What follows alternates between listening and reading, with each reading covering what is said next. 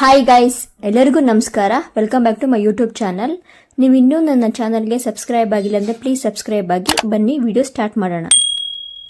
ಸತತ 9 ವರ್ಷಗಳ ಕಾಲ ಪ್ರೇಕ್ಷಕರನ್ನು ನಗಿಸಿದ್ದ ಕನ್ನಡದ ಮಸ್ತ್ ರಿಯಾಲಿಟಿ ಶೋ ಮಜಾ ಟಾಕೀಸ್ ಮತ್ತೆ ಆರಂಭವಾಗಲಿದೆ. ಈ ಮೂಲಕ ನಟ ಹಾಗೂ ಟಾಕಿಂಗ್ ಸ್ಟಾರ್ ಸೃಜನ್ ಅವರು ಅಭಿಮಾನಿಗಳಿಗೆ ಗುಡ್ ನ್ಯೂಸ್ ನೀಡಿದ್ದಾರೆ. ಕಲರ್ಸ್ ಕನ್ನಡ ವಾಹಿನಿಯಲ್ಲಿ ಬುಧವಾರದಿಂದ ಶೋ ಆರಂಭದ ಬಗ್ಗೆ ಸೃಜನ್ ಅಪ್ಡೇಟ್ ನೀಡಿದ್ದಾರೆ.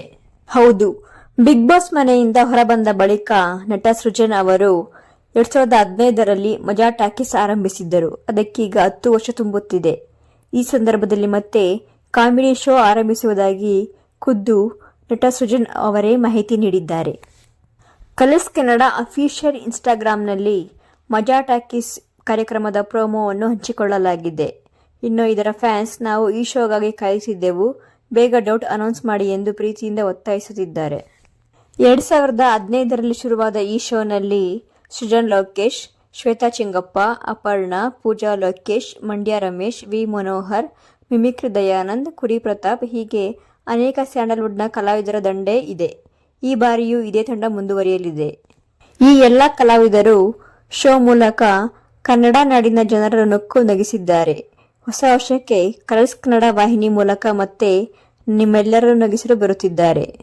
ಮಜಾ ಟಾಕೀಸ್ ಮುಗಿದ ನಂತರ ಸೃಜನ್ ಅವರು ಕೆಲವು ರಿಯಾಲಿಟಿ ಶೋಗಳಲ್ಲಿ ಜಡ್ಜ್ ಆಗಿ ಕಾಣಿಸಿಕೊಂಡಿದ್ದರು.